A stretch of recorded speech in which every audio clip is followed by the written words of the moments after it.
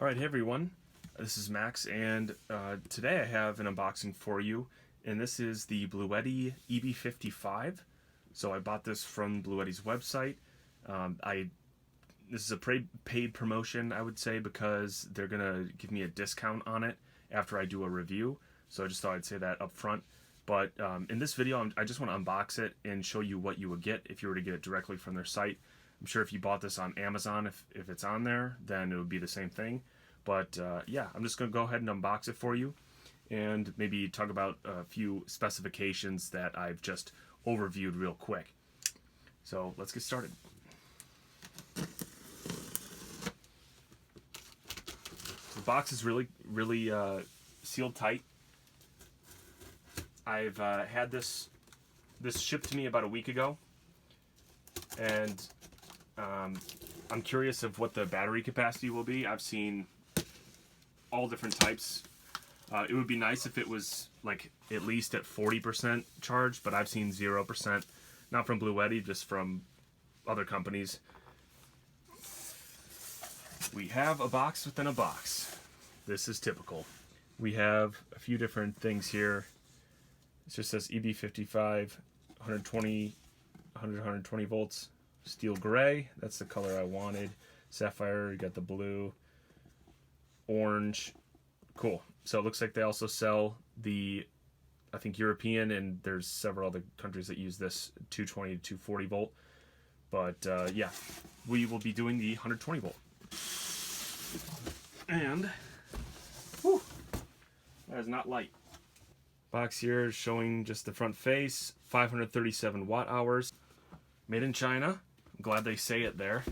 So many companies don't say it, and so it's nice that they just say it right there. Certifications here, I'm not exactly sure about like what each of these all mean, but I mean, clearly certifications are good. I just wish I knew what they were. Okay. Here we have the, ooh, it's an envelope. Fancy. Okay, let me open this up. Okay, so we have a certificate, past quality control. So we have the manual here. Pretty simple manual. It looks like it unfolds. So I'll go over all that in the review. And looks like it unfolds here.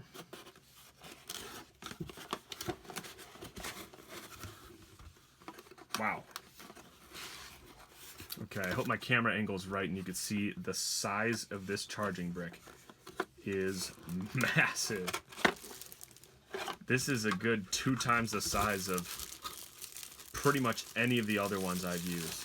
I have the Jackery 1000, which is twice the size of this, and its charger is not as big as this one. Let's look at how many watts are supposed to come out of this. So it looks like 200 watts. We will test that for sure. That's awesome. Wow, this is definitely a big charger here. You can see there's ventilation, and then obviously that's where the other part of the connector goes. And then here it looks like we have a fan.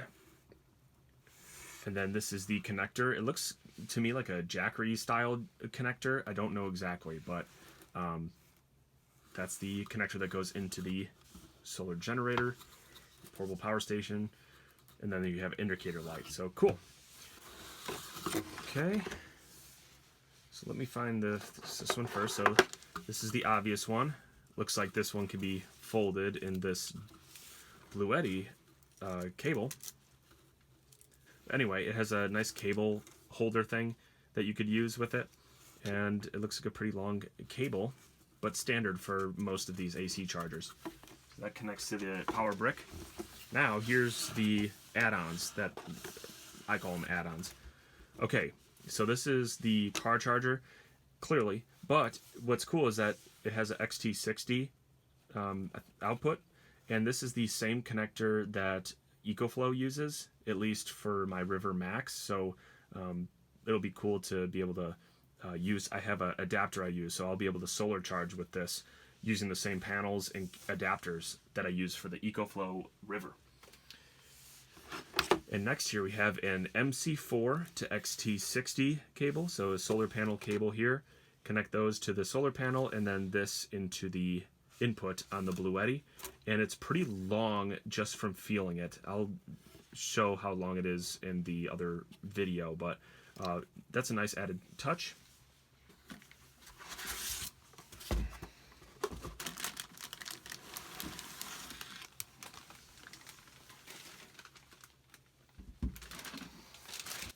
Here it is, and the front section here, we have quite a few items here, but the first thing, I just want to power it on. Look at that, it like flashes slowly up. Okay, so I have done at least a little research, but nothing compared to what I would do in a review. And I remember seeing that this was an issue. This is the battery status indicator, and it only goes in 20% increments. Now I'll make sure to test it and make sure that it only does this, but you could see that could be a disadvantage if you only know 20% increments compared to just the percentage. So I don't know why that was the case here, but nevertheless, we have the basic input and output wattage. It says 60 hertz down here just for AC. Purposes, it says eco here. I'm curious what that means. And then we have the LED button here that just highlights every port. So I'll turn this off. And it looks like you have to hold them down.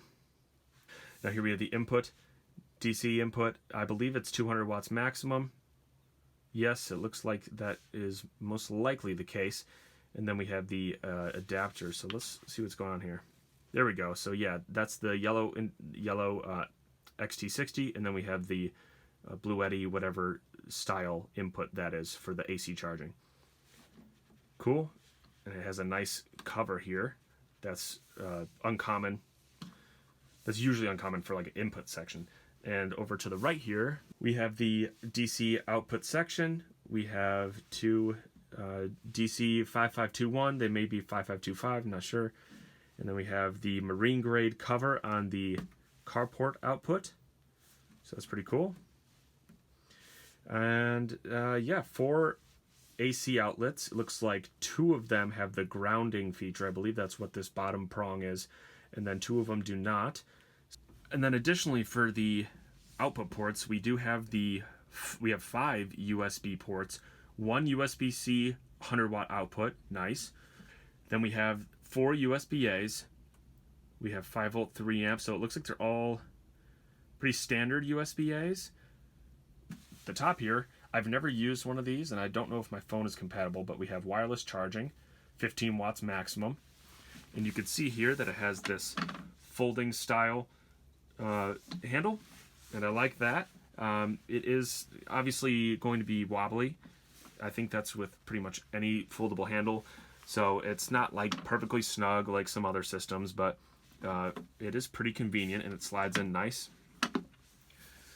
All right, let's check out the sides. And pretty bland as usual for these systems. I can clearly see the fan there and the vent. We have 4 screws around the perimeter, and then pretty much the exact same thing on the other side. So nothing too fancy there. And then on the back, we have an LED light.